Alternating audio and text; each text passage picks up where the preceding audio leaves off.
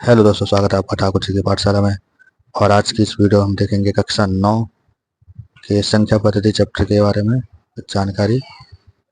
इस वीडियो में हम अपूर्ण संख्याओं के बारे में पढ़ेंगे।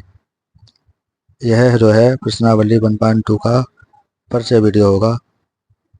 तो पहला स्लाइड है हमारा, अपूर्ण संख्याएं क्या होती हैं। तो देखिए, जिन संख्याओं को हम पी अपॉन क्यू के रूप में लिख सकते हैं, जहाँ पी और क्यू पूर्णांक होंगे, क्यू बराबर 0 नहीं होना चाहिए, तो उसको कहते हैं अपूर्ण संख्याएं। ठीक है, सेम परम संख्या ही है, बस उसको पी अपॉन क्यू के रूप में लिख नहीं सकते हम। इसके देखते हैं उदाहरण के बारे में कुछ जानकारी। देखिए, √2, √2, √3, √5, पाई, और ये 0.30330333, यानी कि ये जो है ना, रिपीटेशन जो है ना इसकी, बार बार हो रही है। अलग अलग आंसर आ रहे हैं, हर बार चेंज होता जा रहा है जिस तरीके से, है ना। यानी कि इसको हम पी अपॉन क्यू के रूप में व्यक्त नहीं कर सकते। भाई अगर ये दिया होता 0.0313131, यानी कि देखिए संख्या बार बार एक जैसे ही आगे बढ़ती जा रही है, तो ये क्या है हमारा, ये हमारी एक परिमेय संख्या है। ठीक है, ये हमारी एक परिमेय संख्या है। आइए चलते हैं और देखते हैं इसके बारे में जानकारी। तो सर्वप्रथम ग्रीस के प्रसिद्ध गणितज्ञ और दार्शनिक पाइथागोरस के अनुयायियों ने अपूर्ण संख्याओं का पता लगाया था। ठीक है जी। अगला है, सर्वप्रथम खोजी गई अपूर्ण संख्या √2 थी। √2 जो है वो सबसे पहले खोजी गई अपूर्ण संख्या है। ठीक है, नेक्स्ट है, एक अपूर्ण संख्या का ऋणात्मक भी अपूर्ण संख्या ही होता है। जैसे कि हमारे पास √2 दिया हुआ है और इसी को हम √2 माइनस में लिख रहे हैं, तो भी क्या है, ये भी एक अपूर्ण संख्या है और ये भी एक अपूर्ण संख्या है। नेक्स्ट है, एक पूर्ण संख्या तथा एक अपूर्ण संख्या का योगफल एक अपूर्ण संख्या होता है। जैसे कि 2 हमारा पूर्ण संख्या है और √3 हमारा अपूर्ण है, तो जो ये जोड़ के आया है ये क्या है, हमारा अपूर्ण है। ठीक है, नेक्स्ट देखिए, एक शून्योत्तर यानी कि नॉन जीरो संख्या 0 नहीं होनी चाहिए। पूर्ण संख्या तथा एक अपूर्ण संख्या का गुणनफल सदैव एक अपूर्ण संख्या होता है। जैसे हमने पीछे देखा उदाहरण है, देखिए 2 पूर्ण है और √5 पूर्ण है, अपूर्ण है। तो √5 जो आया है वो क्या है हमारा, वो हमारा अपूर्ण संख्या है। ठीक है, नेक्स्ट देखिए, किन्हीं दो अपूर्ण संख्याओं का योगफल, अंतर, गुणनफल तथा भागफल का अपूर्ण होना आवश्यक नहीं है। ये जरूरी नहीं है कि दो अपूर्ण संख्या होंगे, उनको जोड़ने पर, घटाने पर, गुणा करने पर या भाग करने पर उसका आंसर एक अपूर्ण संख्या ही होगा। वो पूर्ण संख्या भी हो सकते हैं। देखते हैं इसका उदाहरण। जैसे √2 और -√2 को हमने जोड़ा तो इसका आंसर हमारा 0 आया।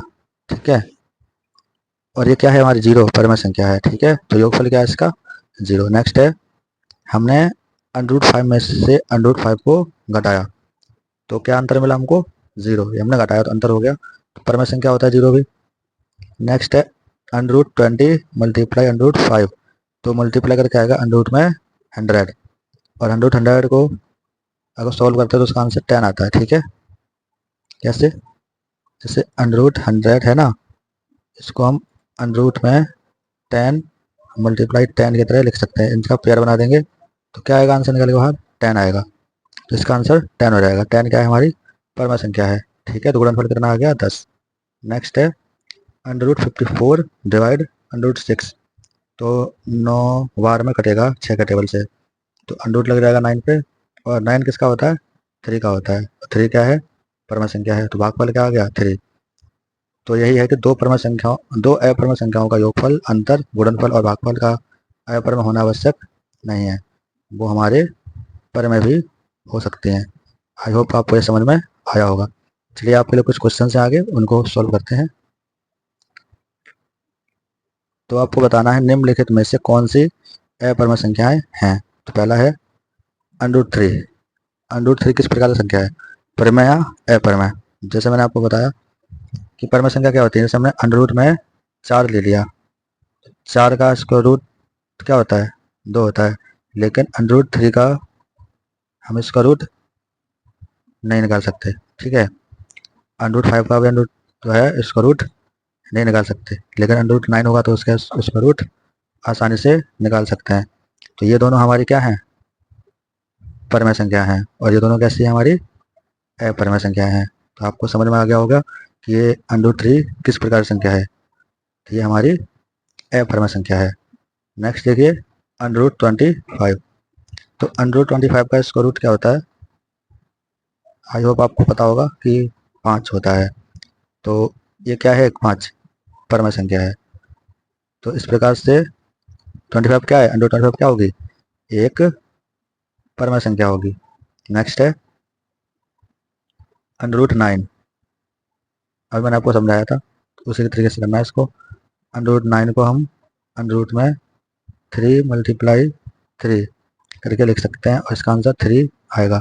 3 क्या है, हमारा परिमेय संख्या है। तो √9 क्या होगी, परिमेय संख्या होगी। नेक्स्ट है √9 अपॉन √25। तो 9 का क्या आएगा, 3, √25 का क्या आएगा, सॉरी, √9 का आएगा आंसर 3, और √5 का आएगा 5, यानी कि 3/5। 3/5 क्या है, परिमेय संख्या है ना, परिमेय संख्या है। तो इसका आंसर क्या आएगा, परिमेय संख्या आएगा। नेक्स्ट है 3 + √23 - 3।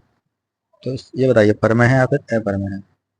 कुछ बच्चे इसको परिमेय बता देंगे, कुछ अपरिमेय बताएंगे। तो इसका देखिए लॉजिक क्या है, 3 + √23 - 3, ब्रैकेट हमने हटा दिया, √23 बच जाएगा, 3 से 3 कट जाएगा, और √23 जो है किसी का इसका रूट नहीं निकल सकता है इसका। तो ये क्या है, ये हमारा एक अपरिमेय संख्या है। आई होप आपको ये समझ में आया होगा।